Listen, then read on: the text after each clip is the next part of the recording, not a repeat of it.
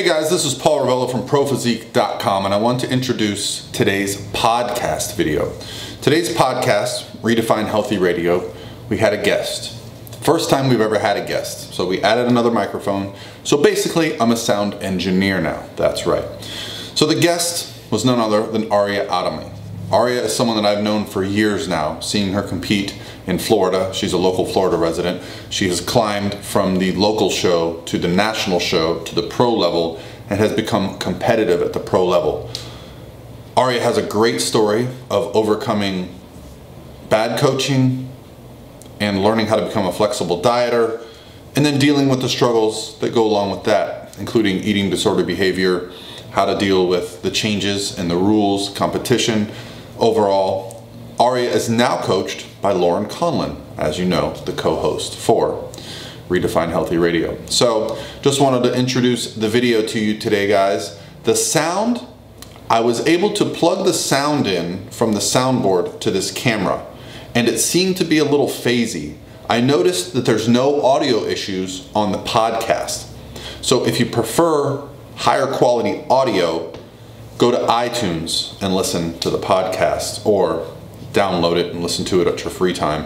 If you prefer to watch the video or just listen to this in the background, I'm going to put it up anyway, even though I'm not super thrilled with the audio. I will work on the audio for future YouTube podcasts. Anyway, guys, I hope you enjoy and have a great day. What's going on, guys? This is Paul Ravello from ProPhysique.com, and today we have a special episode. Lauren, why don't you introduce our guest? So, Aria, I almost called you Aria Shine. Aria Shine is her Instagram name. People are like, is that your last name? So Aria is in town. We recently started working together, and she lives a few hours away, so she came in for the day, wanted to get a training session in with me and Rye to see if how everything was feeling, get some exercise tips. That sounded really silly. Exercise tips. I'm so awkward at intros. Okay, well, Aria is my client. She's here. She's awesome. Stop beating the desk. Oh, stop. Okay. I'm a mess today. So Aria, introduce yourself. Oh my God. Okay, first of all, let's start with IFBB Bikini Pro, Aria, right? Thank you. Farm D. Thank you, Lauren. Actually, yeah, she's actually smart too. She lives in Gainesville. She's from Buffalo. She's got a lot of cool attributes. She has a cool Dobie, right? Yep. A doggle. Way better intro. Well, we're gonna get to some cool stories from Aria. I'm still flustered from the preview. So. Yeah, sorry, we showed Lauren a scary movie. It was not a good idea. She's easily And flustered. then she ran into a ball. You're such a key candidate for like a prank show. We got to get you on one of those. All right, but let's get to the reason why we're here today, because we just did a podcast the other day, the Post Olympia, and you know, when you told me Aria was coming, I thought, man, she'd be a great candidate to get on the podcast, because a lot of the stuff that we talk about, she has actually been through, and probably has some great insights and things she could share, because there's probably other girls going through similar things right now. So I think the best thing to do would just kind of start from the beginning, and let's talk about today's podcast as just being like dieting, reverse dieting, metabolism, Well, I think all the things that go into. Yeah, a good thing that would encompass this is, as a coach or as a competitor, your methods can and should change over time. For sure. Depending on where you're at, you know, obviously physically and mentally too. So I think that's what the key thing that we can talk about, because you've tried a bunch of different methods, and we're still in the process of trying new things right now. So yes, like Paul said, start from the beginning, and we'll kind of go from there. Well, I think everybody's under the assumption that a dieting phase or a reverse diet are all the same. And they're not ever the same. Even within the same coach, you know, you change, so things should change and kind of go with what's working for you, and finding new ways to adapt and progress in it. You know, like, this is I don't even know how many reverse diets I've done. And sometimes they're different, you know, sometimes the focus on them is something different, so that kind of always has to change with what your goals are and what you're trying to do. So this particular reverse diet is with Lauren, and it's going to be what I call my extended reverse diet, because it's going to be a while before I compete again, so I can have a lot more flexibility and things aren't as rigid as they've been in the past. Well, I would like to start with the beginning with you, because you, Okay. like, from how how you even got into competing, because that's an interesting story. You know, you have a history with a team. Okay. You have a history with, you know, your struggle to even become a pro. And then once you became a pro, you started to have success. So it was like, you know, I remember, I don't want to get too far ahead of myself. So why don't you just start with when you started and what got you interested in competing? Well, I started seeing bikini competitors, I think it was back in 2010, kind of like when bikini started. And that's when I first noticed it. I had no idea there were bodybuilding competitions at all, ever. It just wasn't something I was into. And at this time I want to say it was like 2010. So I wasn't even 30 yet. I was almost 30. That's when I first started seeing it. And at that time I didn't really know anything about training, weight training. I was mostly cardio, you know, just like the little weight things in the group weight training things in the gym. So that's when I first started seeing it, and you know, started Googling it, and of course a big name team comes up, and that's actually how I got started in 2012. So you didn't really work out that much beforehand? No. I mean, I was like, I'd be like, I gained a couple pounds, I'd go for a run around the block, you know, didn't really know anything about weight training, thought it made women huge, so I kind of avoided it, you know, like the stereotypical kind of things. I fell into the yoga and the Pilates and that kind of stuff. And a lot of those I was afraid to weight train because I didn't know what to do, what not to do, or how to even properly do it. So that's kind of how I started with the big name team, and that was from like 2012 to 2013. And unfortunately I learned a lot of bad habits in that, and had to undo those for all of 2014. And that was when I found Lane and started working with Lane on reverse dieting and really weight training, learning the compound lift, squat, deadlift. Let's talk about some of the bad habits that you would consider things that you had to undo, because I think those are, you know, some of the keys to things that Lauren and I, you know, share. A lot of the things for me started with kind of like the good food, bad food thing. Okay. I didn't realize that was such, I want to say, like a trap. Because you didn't really look at food that way before, right? No, you know, I mean, I knew things, if it was vegetables, it was healthier and more nutriently dense, and, you know, your sweets and your desserts were calorically dense, but not all that much health benefit. But when I did meal plans, the good versus bad food was really apparent, and we were taught, we were strict from the bad foods. You know, so it wasn't on your meal plan, it was bad food, you didn't eat it. And that included things like alcohol, which in my 20s, you know, I was more of a party girl, so I drank pretty regularly. As I got in my 30s, I didn't. But once it wasn't part of the meal plan and it was a bad food, not something I'd touch with a 10-foot pole until the binging started. And that was, you know, restrict because you can't eat bad food. But then your once a week cheat meal or cheat day or whatever you wanted to phrase it was, you know, how much bad stuff can I eat in one meal? And I don't think that was the intention of the meal plan, but that's kind of how it happened.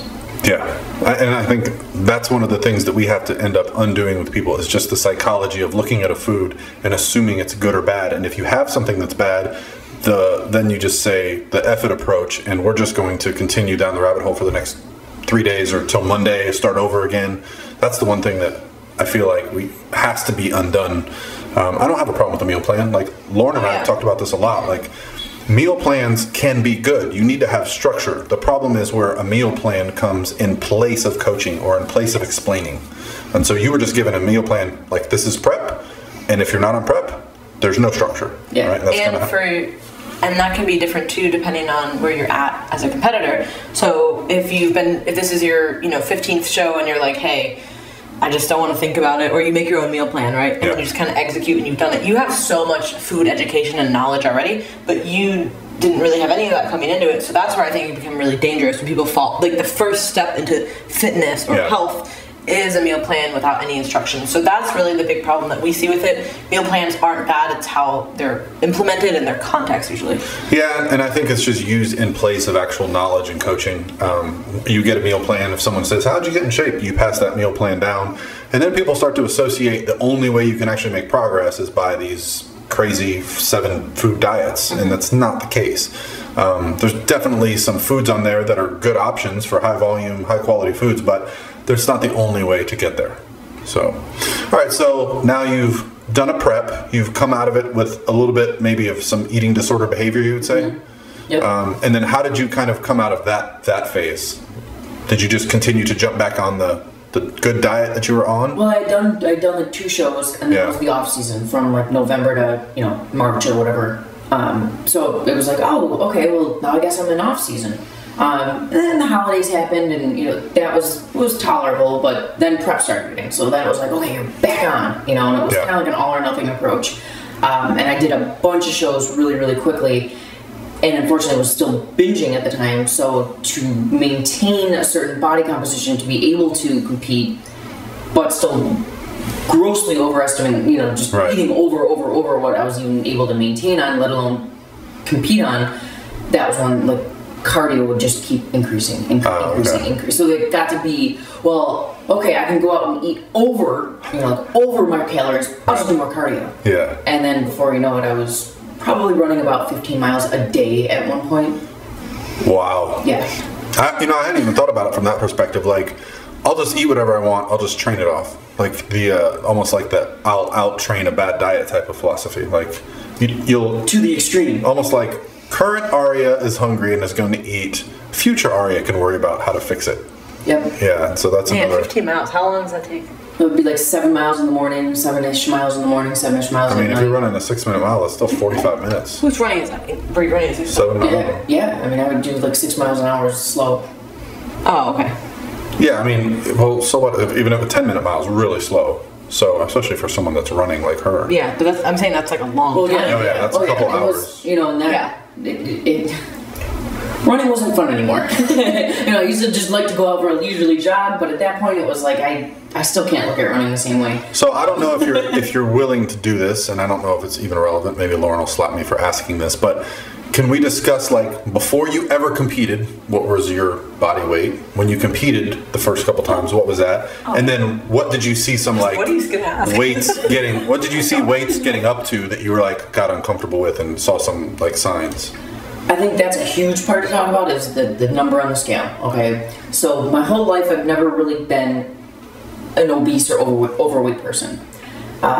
Late 20s, I think I probably averaged around 125, 128. Okay. And I didn't exercise at the time, so it was probably more of a higher body fat percentage, not really a lot of lean muscle mass. Then when I started getting closer to turning 30, I said, oh, so I want to start working on how I look. And I think I hit my 30th birthday, and I was like 118. Okay, so you're in good shape. I was starting to, and this was just kind of cardio based, watching what I ate, eating more nutritional stuff, which I thought were kind of magic foods, but at the same time, I was probably just eating foods that made me more full, so I wasn't overeating. Yeah. And then when I started with the training team in 2012, I remember on my application I was 112 pounds. Okay. I didn't really do much with other measurements, like waist or hips or anything like that, and definitely didn't do body fat percentage. And back then, my stage weight was about 113, and then the second year I was competing, I remember my last show I did with the team was 110. And how did you fare that season at 110? The last show I had done my first national show, and I got, I want to say 6th place at Team U. Okay. And then I did another show that was my last one in August of 2013, and that was when I was down to like 110. Okay. And I won my height class in that one. Awesome. And was looking forward to doing more national shows, going for my pro card. Yeah. But like the week after my show, I binged so much that I was like, I just can't do it. I just can't keep overeating and then doing all this cardio. And mentally, for me, I have to feel confident in myself to go on stage and present that, and it just wasn't there. I knew what I was doing behind the scenes, and it wasn't something I could be happy on stage for. I mean, it's pretty common. I mean, now, back then it probably wasn't common. You probably felt like you were doing something different. I mean, one thing we're trying to do with this resource is, hopefully there's girls out there nodding their head right now like, oh yeah, I remember that. Oh, and I think it's become, as obviously fitness has grown and bikini particularly has grown, I think that now people are, a lot of people have this story, so there's been a lot of people who've gone through this, a lot of people still going through this and, learning. So thankfully there's a lot of resources out there. We try to provide some, you know what I mean? But there's a ton of other resources too. So people now know, I think, hopefully that like at least what they're doing is maybe not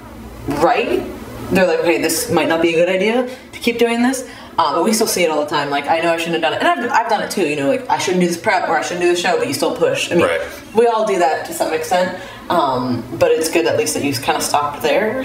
But it's hard to know. I mean, with so much influence on, I hate to say it, but social media, with the hardcore all or nothing team, no days off. Like, what's too hard, what's right, what's wrong, and it's going to be different for everyone. Yeah. But you do know instinctively if something's just not quite right. Right. Well, and I'll say this, as a coach, I've had to learn how to push people really hard because I was scared to for a long time because of, you know, coming from the background of, we were both coached by Lane, and so I was afraid of being a bad coach. You have to push people hard. You don't have to push people unnecessarily hard psychologically, I guess is the way I think of it now. Like, I just have to have that conversation. I think we say, hey, like, we're not in shape. We're going to need to up the cardio and down the calories.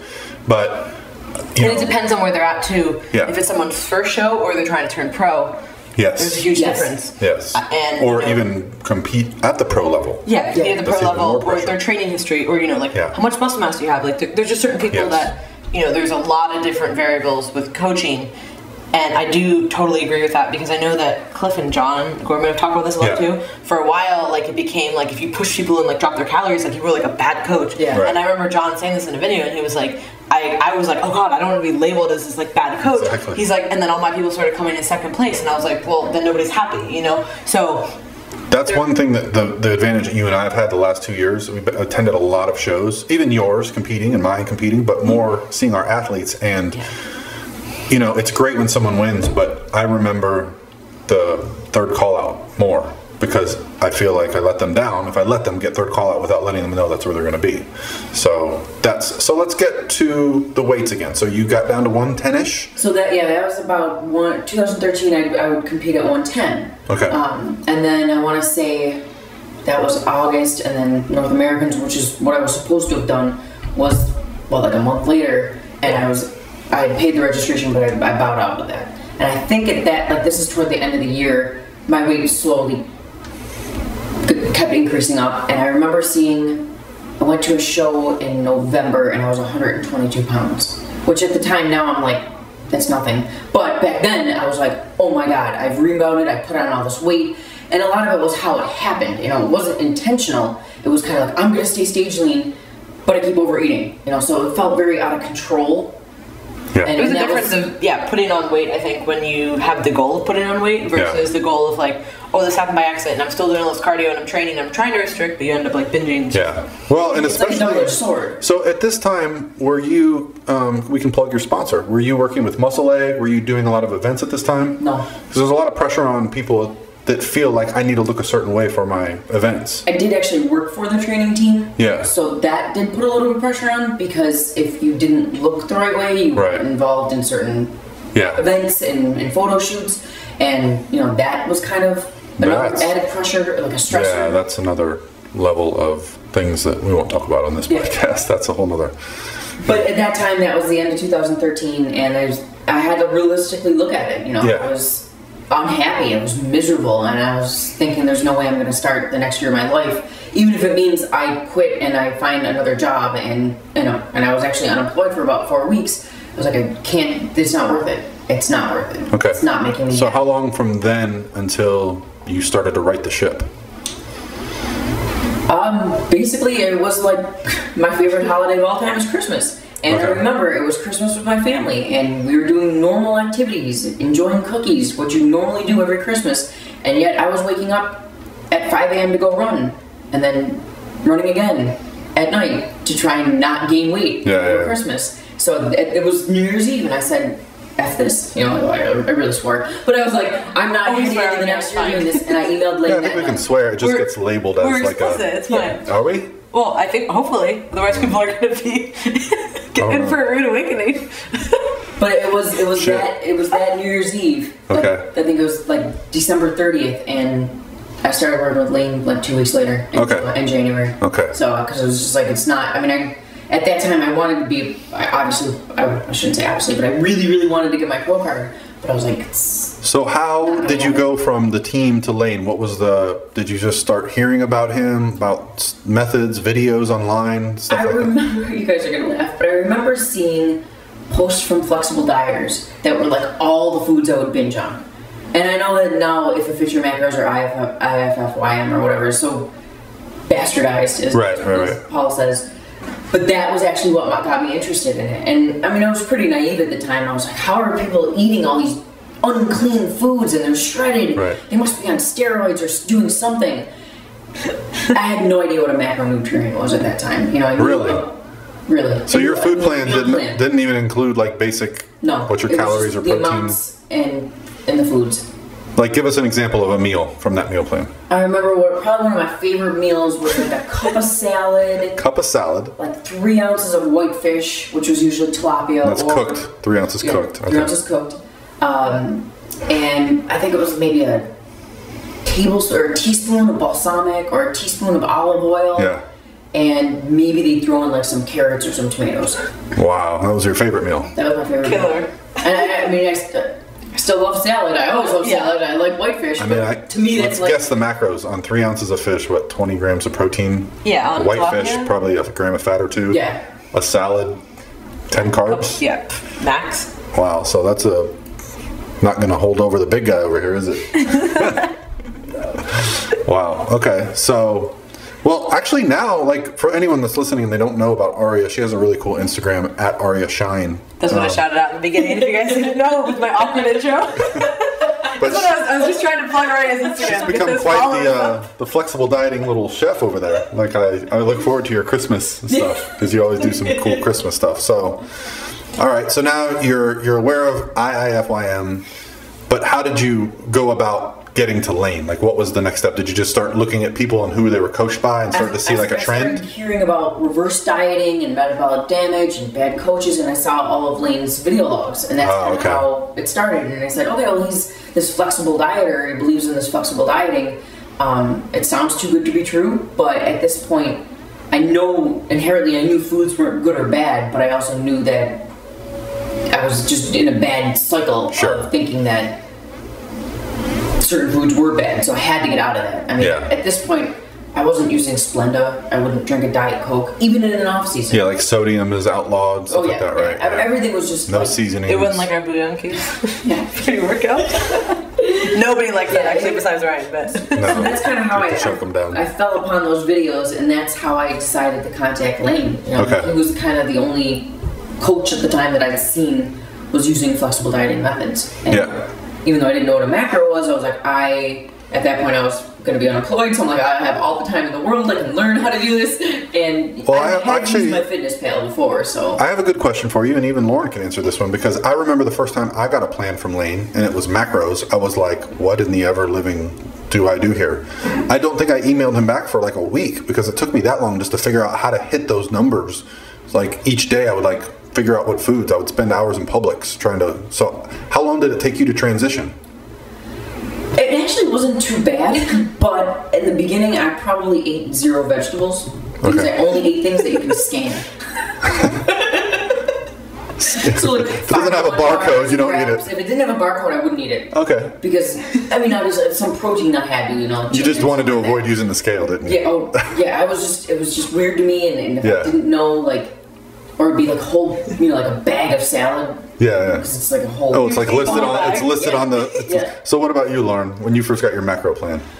Well, luckily, actually, one of my friends who was one of Lane's clients at the time too lived in Tallahassee, and for me, for me, I had always actually had kind of like a grasp on food, and I already weighed out my food. I use like measuring cups and like stuff like that. So I was like kind of like so it was pretty easy almost transition. there, but I always had like a weekly cheat meal, and I didn't actually like write things down and like fit them into the puzzle, you know. So for me, it was. I kind of already had a grasp on it, but it was still so different than what I was doing. So I was like, it took me a few weeks to kind of just like figure it out. And luckily, she was there. You know, shout out to Melissa if you're listening. But she kind of just like, this is like what you can buy, and you know whatever. Because all my diets had ever been from, you know, just like healthy food that I had learned about through, you know, just like, healthy, I don't know, just shit you read about, and like dietetics and the grocery store, like Cooking Light or whatever, and then also / bodybuilding stuff. So I wasn't like super only. Did you buy bodybuilding magazines? You seem like the kind of girl that might have a few. Yeah. So they had the bro diets in there. Right? Yeah. So it was like half bro, half like, oh, I like, because quinoa wasn't in there, but like I like quinoa because that's like a healthy food. Now that's like.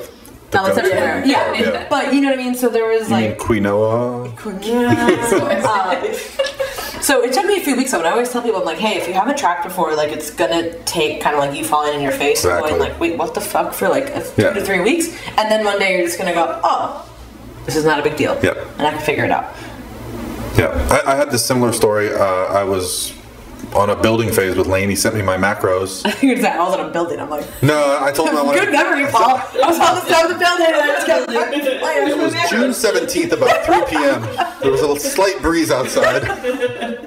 No, but he sent me the macros, and I distinctly remember going, what the crap is this? What am I supposed to do with this? And then I thought, all right, if this is what all his clients were doing, because I saw all his client bodybuilding transformations, like if they can do it, I had this like cocky attitude, like, well, then I can do it better than them. So I'm just going to figure it out. And yeah, he had a couple links to like some websites, like Fit Life, or there was a couple like macro tracking websites that I still use to this day if I have a question. So yeah, it's a skill set that is fantastic to have.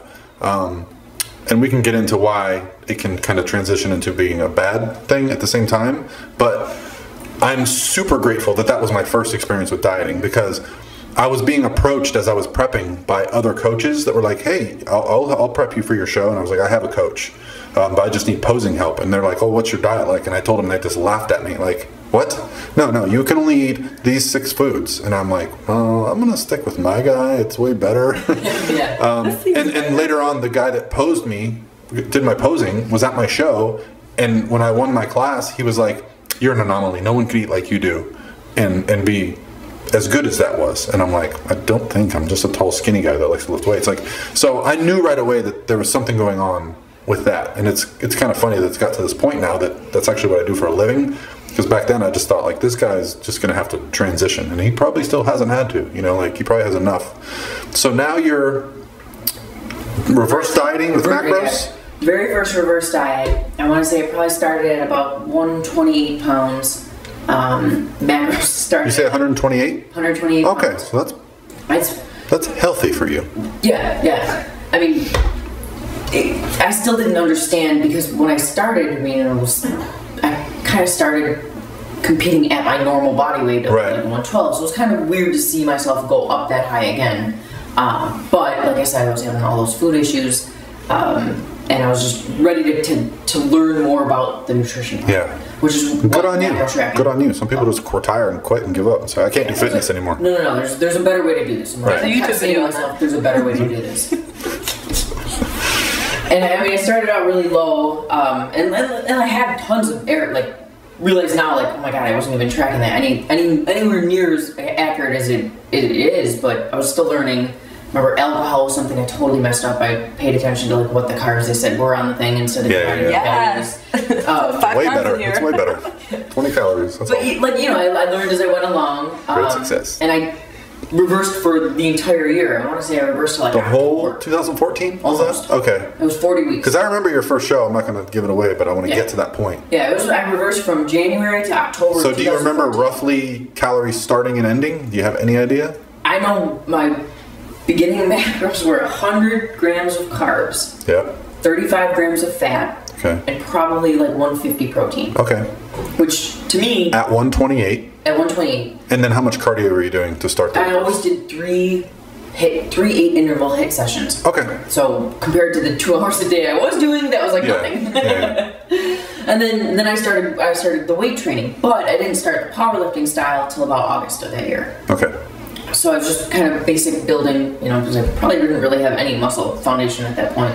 Well, as an endurance athlete, eating nothing. as a marathon runner. You're basically built to run a marathon. Yeah.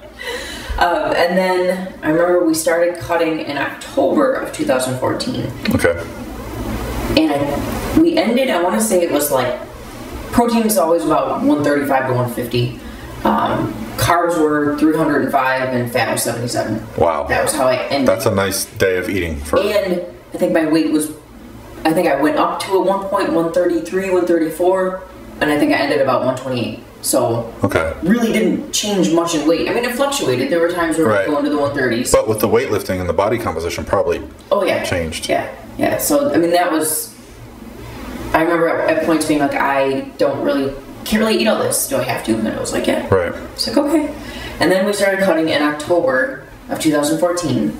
And that was kind of where the doubts came back in about the flexible dieting. I was like, how can I possibly be eating this stuff and still expect to be on a stage? Sure.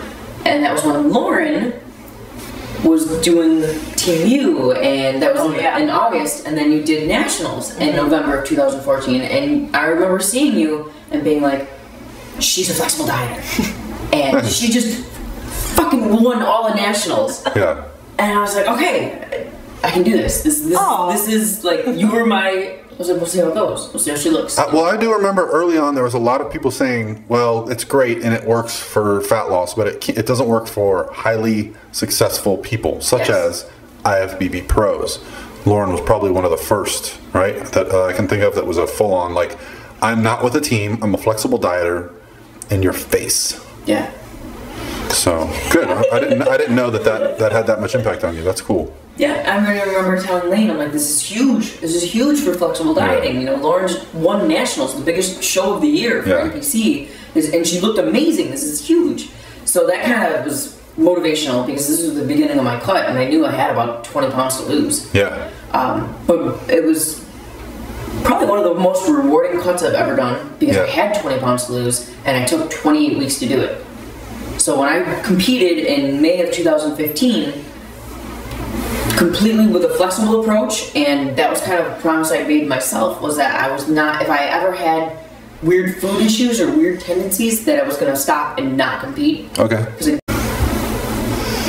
Going to a show and watching the competitors, as far as bikini, because early on I was not a fan of bikini. Like, honestly, the first couple of years of bikini, there wasn't definitely much physique. Not what it is now. There wasn't much physique to it. It was more like, who's the hottest girl on stage that's kind of in okay shape. Like, there wasn't like criteria. They could just do whatever the hell they wanted. And when you came out, I was like, wow, she looks way better than everyone. Like muscles and harder, and then they're like, the first call out, they didn't call your name, and I'm like, what's going on here? Like, you know, and of course then we were in the backyard of some teams, and so maybe there was some of that going on. I don't know, but it was. Or bikini hadn't evolved yet to like that look, maybe, you know. Like I don't know, but it wasn't long. So you did that show. I did that show, and then second call out, and you're like, "F you, I'm doing another show." Yeah. And was it Tim Gardner's show? The next show you did? The next show I did was actually Southern States. Okay. And that was the same situation. It was a show I always wanted to do. Yeah. Felt amazing.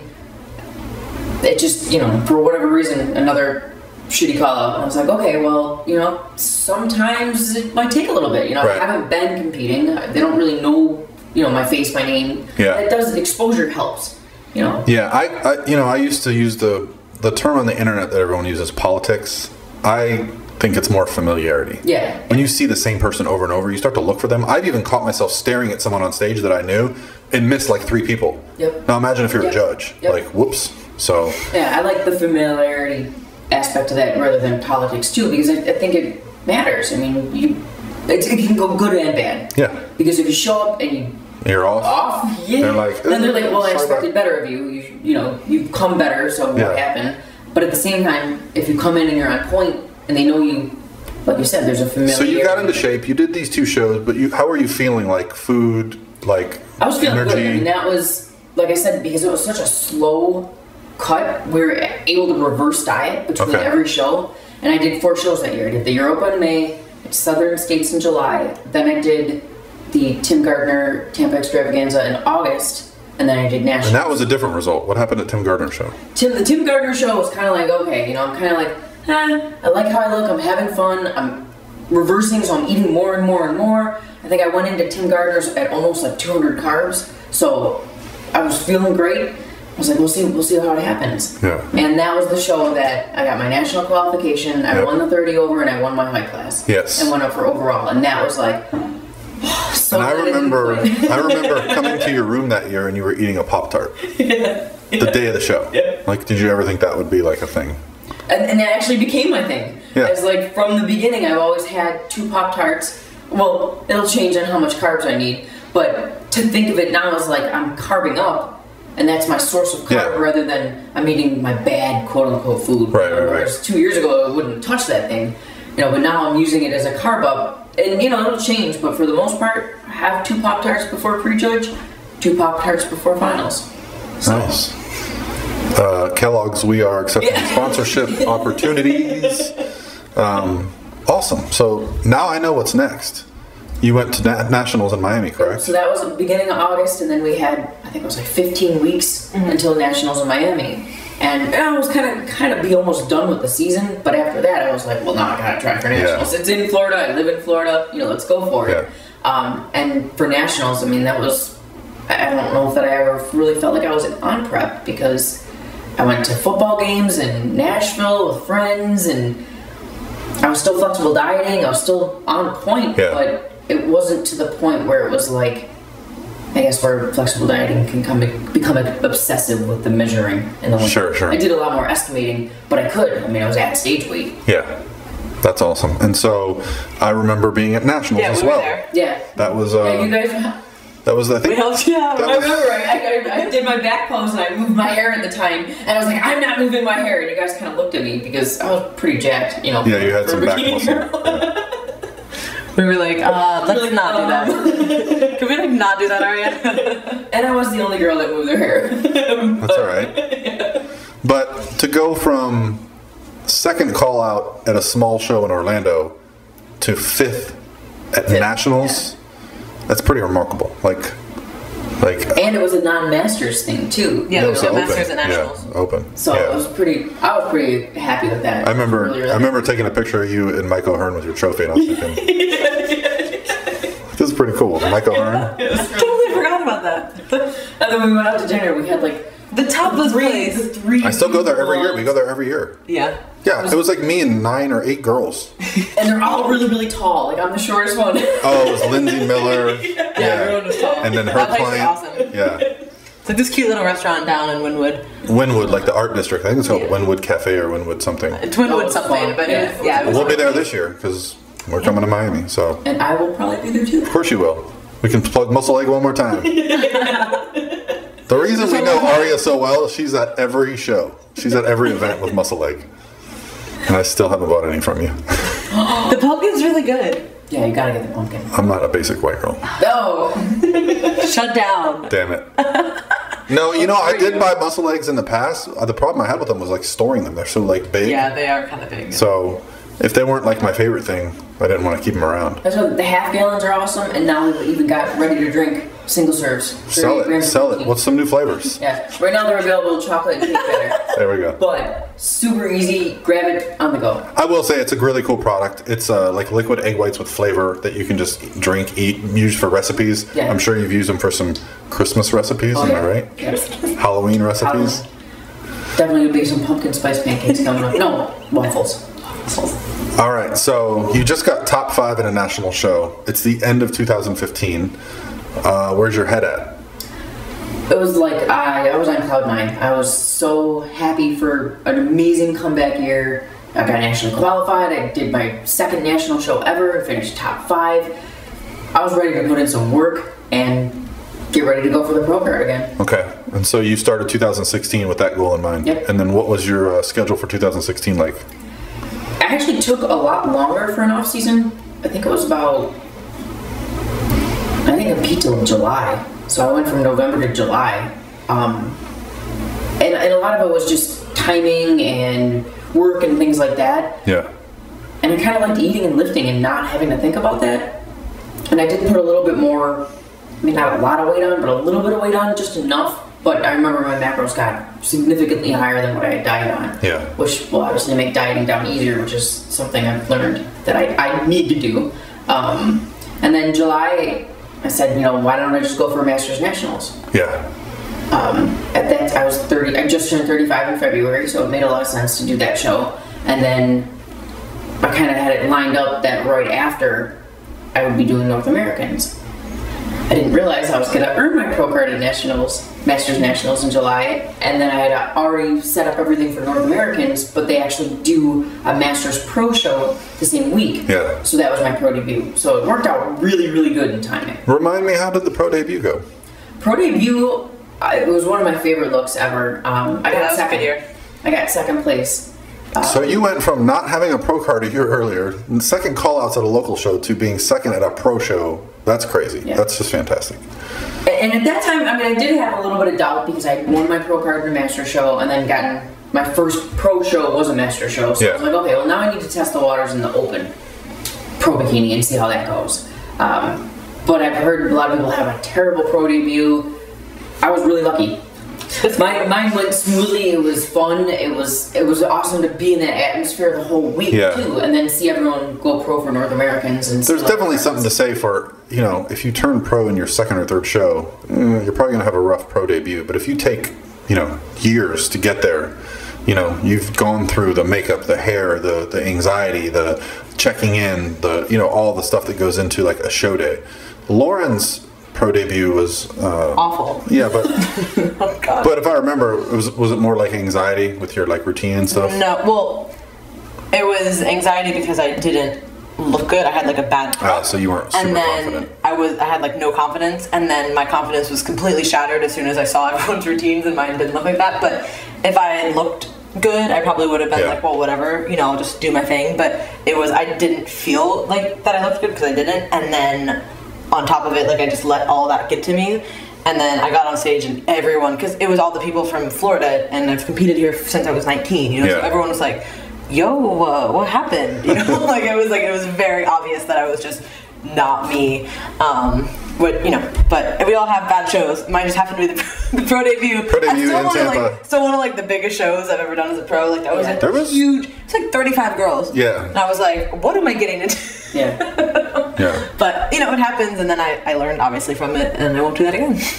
No, and actually, I did a show with you 3 weeks later. It was a few weeks later, and Naples. I did 2 shows after that, and they actually had a way better season. But again, I kind of just pushed myself too far, and it just wasn't a good timing. But again, lots of learning experiences came from that. Yeah, and so now we're up to Aria competing as a pro, and then basically, I mean, once you turn pro, there's only one goal after that, right? The Olympia. Yeah. Like, win a pro show and get to the Olympia. So let's talk about some of your changes that you've gone through in that period, because obviously you've kind of mastered flexible dieting. You've gotten to a point with your training where you put on lots of muscle. Like, anyone that sees you in person backstage is like, you're jacked. And now it's all about fine-tuning the hair, the makeup, the posing, and all that stuff. So let's talk about your evolution as you've gotten into competing as a pro. How have you found diet, training, all those things? I'm still learning. Honestly, there's times I go to shows and I feel small, and I don't know if it's because I'm just short. Because the pros, there's no heights. You know, so I'm being compared to people that are my height, taller, you know, like, me. Yeah. It's weird. I felt that way at the Boca show about you. I thought you had, for your frame, as much muscle as anyone up there, but there was just some, like, 5'9", 5'10" girls that were just, like, overpowering. Yeah. So, yeah. That's usually why shorter girls have to have more muscle. And she does. No, I know, but I'm just saying, for anyone listening, like, well, and I think at the Boca show you got 5th, 4th? Oh, I got 2nd. No, I got, well, which one? Which one are you talking this about? year? This year. I was like, I got 5th. 5th, yeah. And then 4th in Masters. Yeah, so. But I mean, the top 5 were just fantastic. I think I called Lauren, I was like, every girl has shredded with a gorilla booty. Like, that's the way I like to call it. Cause a lot of people don't realize actually how muscular people are, or like how lean they are until you see them in person. Yeah, not everyone. Pictures do not tell the story. Pictures do not do justice to people. For a lot of competitors at least, and especially when people are like moving around and like flexing and like they're all, you know, like it's crazy. I think. But so I mean, I have to say, like, for pros, I'm still kind of trying to find my stride as far as where I physically feel comfortable, like what I look like, and being able to present that well on stage. I mean, Lauren posing coached me. Yeah. For my Masters best posing coach there is. Yeah, she's awesome. Was it 16? 16. Mm-hmm. Yeah, and I mean, I felt like I had the charisma and the stage presence to pull it off. Whereas this year, it kind of just, I mean, I did shows that were a lot bigger, so that was definitely like... You did like the New York Pro, right? Yeah. Like that's like probably the third biggest show there is. Yeah, I mean, there are like 20 plus in every show, so that in and of itself can kind of be intimidating. And then when you're shorter, you kind of have to, I feel like you have to have that stage presence. That India Paulino, like Beyonce walk. Yeah. I mean, you have to show up, you know, like they have to remember you because out of 35 girls, you're going to get forgotten. So, and you don't like to smile. I always start the show because I have the last name of an A, so... Yeah, you're always, if they have them on stage, you're always just standing there for like half an hour. Yeah. Oh, that's funny. All right, so what's next for you? What's on the horizon now that you're... Well, let's talk about this season a little bit. Okay, so you had a lot of really good placings this year. This season was okay. Like I said, I did bigger shows, so it was... It's hard to come from where you're getting, like the end of last year, I was, you know, 5th place, 3rd place, and 2nd place. Yeah. So now this year being, I think 7th was my best placing. Okay. But these are out of bigger numbers, so it's kind of hard to take that mentally. Yeah. But at the same time, I mean, this isn't just like, for me at least, it isn't going to be I go to one show and I win it. You know, it's going to take some time. And a lot of it is finding the confidence and the hair and the makeup and the tan and the posing. Yeah. So I'm still working on all that. Do you have a schedule set in your head? Are you and Lauren already planning out? We're eyeing some things. Yeah, but I mean, if anything, it's going to be the second half of the year. Awesome. Yeah, like I know I needed. I mean, that was another thing that I know Lauren's touched on is that there comes a point where you need a break, and momentum. You want to keep going, whether you're winning or whether you're losing. You want to either do better or you're doing really well. You want to keep going. Yeah. But at a time, even with flexible dieting, you know, I'm not restricted by the foods I'm eating. But, you know, my dieting calories aren't always that much fun. Right. You know, so I mean, I probably diet on like maybe 1,400, 1,500, somewhere around there. There's obviously a level of restriction no matter what type of dieting you have. You're still restricted in a way. Mentally, you're restricting, and it's just different. Like whether it's the food groups or it's the amount or whatever it is. Like, or the pressure to stay. Well, I want to stay within X amount of weight because I'm going to compete in a month or something. Yeah. Or like, I have to hit within 5 grams of my carbs, otherwise I'm a total failure. Like there becomes a lot of weird restrictive things that go on and I think pretty much for you, like we've talked about, like you dieted and competed so long in like a huge chunk because obviously, like as we've been talking, like you had one long off season and then basically it's been like competing, staying really lean, and then maybe diet for a few weeks, you know, to get ready. So I think at some point everyone's body gets kind of tired, and you can just start to, like, even if you're doing the same things, like you just won't even look the same.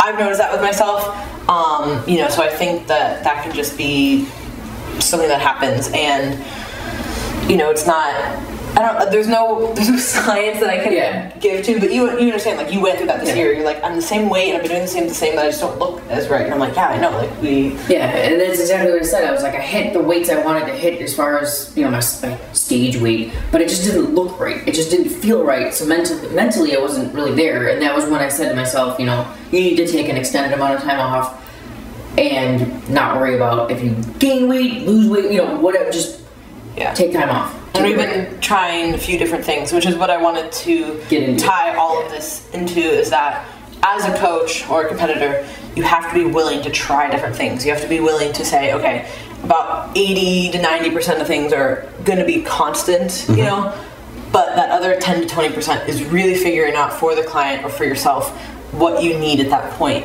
and that can always be changed. That can change every month, that can change every week, that can change every few months, you know, it just depends. Like some people can't track super hard year round, or some people think they do, and then they have these like psychological issues, and then we have to kind of work around them, you know, like there's just so many different nuances. So as a whole, obviously tracking your food in any sense, whether it's macros or not, like whether you're just weighing your food or not, that's the most consistent way to make progress. For sure. But there's so many variations within that. Like you can track some of your meals, and then you can have a few untracked meals, or you can go out to eat and eyeball and still write it down and like, okay, this is about that much. Like we went and ate beforehand, and we're just gonna, you know, just figure out what that is roughly. We didn't bring scales, you know, like I never do that. Yeah, Lauren is, once the show's over, the scale goes in the garbage. Yeah. Well, no, even when I prep though, I will only order things that I can actually like eyeball out. Yeah. Okay. And I never, you see, I mean, we travel all the time on prep, and I don't bring my scale because I trust myself to know, okay, that's 6 ounces of steak or it's not. Right. You know, I'm not going to make that up if I'm prepping. But I think that for you, kind of, we've been just trying to, like, every week's been a little different. Yeah, we've been trying new things, you know, like went like 2 weeks where I didn't track. And I just kind of ate intuitively. One of the weeks was in Vegas, which was nice, you know, like I didn't really have to think about it.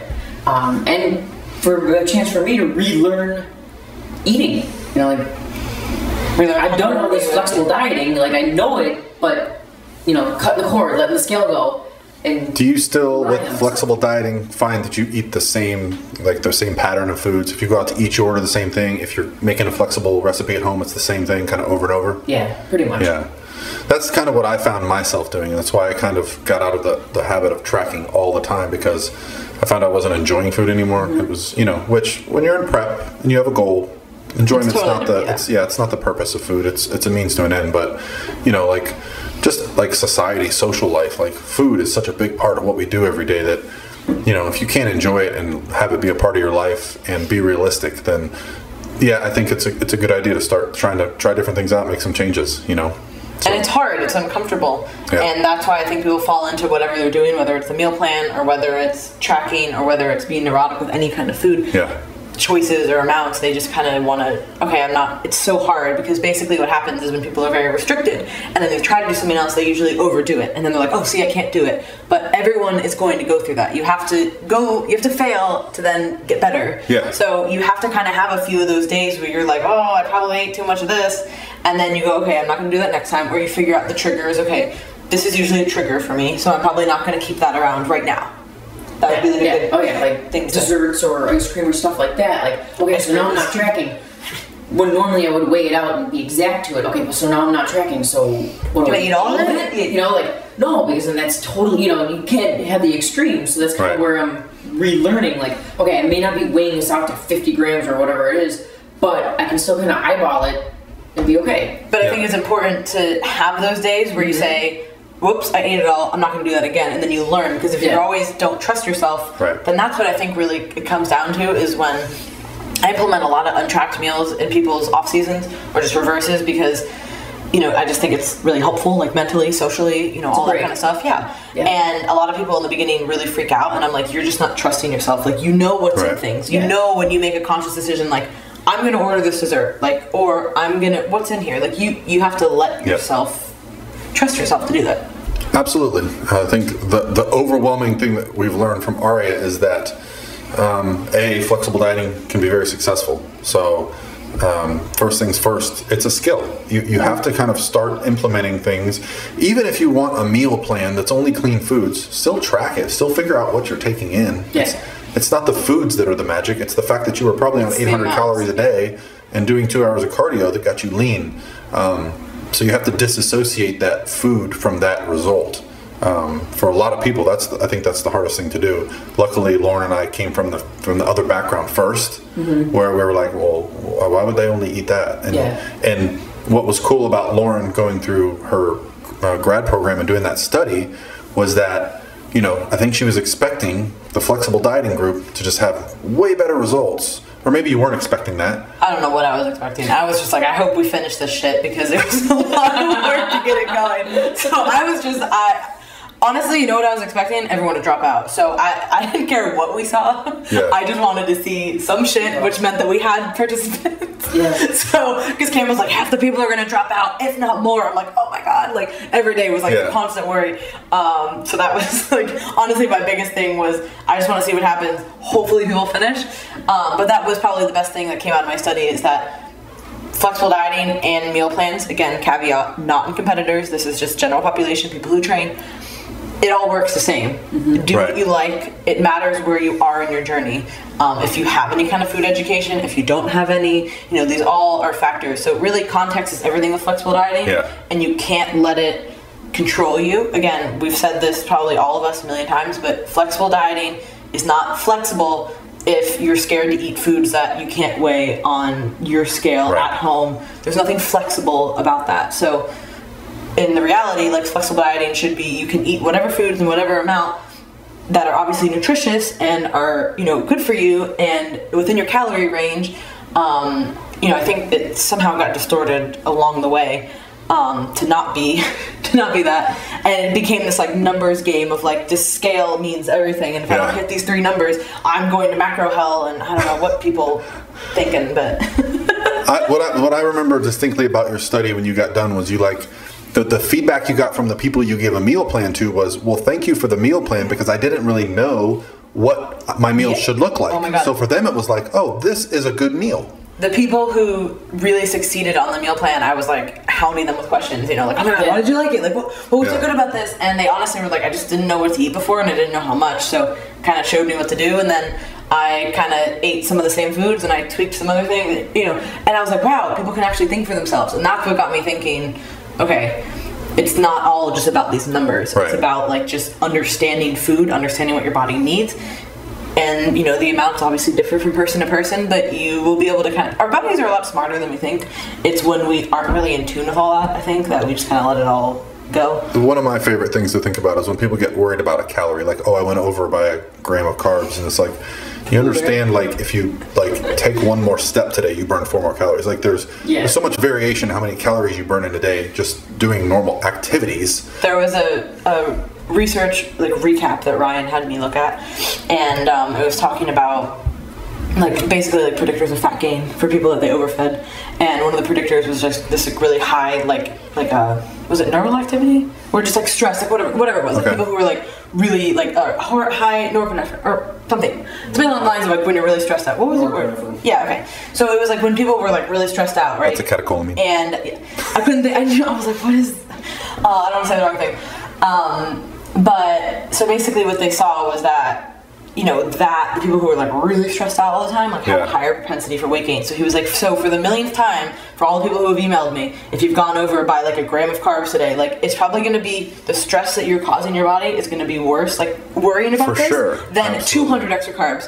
He was like, so if you're worried about going over by 1 blueberry today, like he like said something that's like comparing it to like going over a blueberry on your calories and like that like killing your, I was just like, it was amazing. One of my favorite things to do right now with clients, you know, as I've been doing this longer, I've learned like little tricks along the way, is to say to someone, I want you to take a day off. That day off means no gym, no cardio. You can go for a walk, but I want you to take a nap. I want you to go to bed early. I want you to get some personal stuff done. And coach, I didn't go to the gym and I woke up 2 pounds lighter. And it's like just getting some of that stress off you that, you know, things like life gets backed up, and the inflammation from training or whatever, because you're constantly on the go when you're in prep and you feel like you need to do more. Sometimes there is such a thing as doing too much. So there's just so much really variation. It's not just hitting your macros. Yeah, there's so much more than just hitting macros, and just again for, you know, physically, of course, like your physique, but also just mentally too. So I think those are really good points. Yeah. Well, I think we can wrap it up now. One thing I want to give Aria just a second to like talk about our sponsors. Aria Shine. Shine, Aria. Well, I do have a lot of people to thank. I mean, obviously, Paul and Lauren, you know, for having me here and on the podcast, YouTube, whatever you guys decide to put this on. Make a lot of weird faces, so I hope it's on YouTube. Oh, it's on YouTube. It'll be on YouTube. I'm literally like, I haven't stopped moving. I don't know why. I'm like this. Okay. Well, you know, we fidget. It's our neat. It's our neat. We have high neat levels. That's neato. I do want to thank my sponsor, which is a couple of my sponsors. Muscle Leg is my main sponsor. I've been with Muscle Leg for years. Obviously, if you follow Aria Shine, you see all the Muscle Leg goodness. Muscle Leg Monday. Love my Muscle Leg, and I'm hoping to be in nationals with Muscle Leg in November. So hopefully, well, if not, just drive your butt down there anyway. We're gonna be there. I think I got off work, so it's a definite possibility. And then Lauren is my Protan. I mean, she's actually another person that, you know, she turned me onto the Protan system, which I'm still trying to perfect. But I keep screwing it up. But I won't. The next show, I'm going to perfect it. But I love Protan. You know, our tan's like awesome. You know, our skincare, the Get Buff, the Sunny Days, all that stuff is super cool. So I love my Protan. And then I've got my Little Buff protein cakes that I make. I'm sure you guys have seen them too. I can't make a mug cake for the life of me, but Little Buff Protein, it's all in a little package. Mix some muscle eggs, some pumpkin, and cashew milk, and you got a little cake. So nice. Yeah. All right. So I guess that's going to be it, guys. It's been about an hour, so it's been a good one. Thanks for coming over, Aria. This was kind of last minute. Yeah. I found out that she was going to be in town, and I kind of... That's how we always do the podcast. I kind of forced her in here. Minute. She's our guinea pig. She's our first guest, so I had to add a microphone. So. Oh, wow. First guest? First guest. First ever. Not a celebrity or anything. Oh my gosh. When this goes down, you are absolutely a celebrity to us. I'll be the guinea pig training. So, when this goes down, when we get Gary Vaynerchuk on here and we get all The Rock on our podcast, you get to say, yeah, I was on that. I was the first one on that podcast. I was the first guest. Not the Rock. Okay. All right, guys. Anything else you want to add? No. All right. Did you watch my latest video? Yes, I did. So you see how I just get really awkward and just yeah. I don't know how to end the videos. I just stand there and stare up into space. I just stare at you and hope you want to talk about the video? It was kind of good. Like, it was a different topic. Yeah, it was different. It was about your insecurities, and I was like, wow, look at Lauren so being open.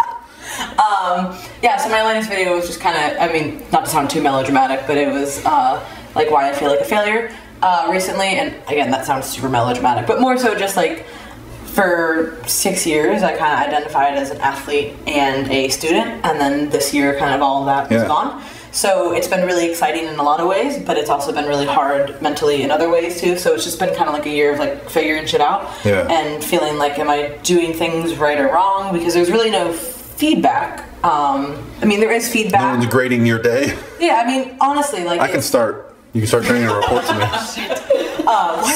C-. But, you know, so there's no, like, feedback, there's less structure, you know, so, like, am I doing this right? Am I doing this wrong? Is it really indifferent? So I kind of just talk about that, and also with the, you know, competing, kind of, as I turned pro, obviously that was, like, a really big deal, and then since then I've just kind of had all these weird injuries, and I haven't really had, like, an awesome pro season, like, since then I've just kind of been, like, mediocre-ish, and then I had to take this whole year off, so it's just kind of been, like, a weird place. Would you say it's the first time in your life you've been in charge of you? Because you're not in prep. I guess, You're not in school. You're not living at home. Like, yeah, I mean, there's just like a lot of compounding factors, I think, that all kind of added up. And I'm already somebody who like really overthinks. Like, you mention it to me all the time. Like, I don't know why, but I feel like I'm not doing enough or I'm not doing it right. And I'm always like, Lauren, you're ahead of like people in their 40s. I know, right? Right? I'm like, you're 10 years younger than me. Like, Lauren, you're killing it. You don't think you are, but you are. But it's still got to be valid. All the crazy voices.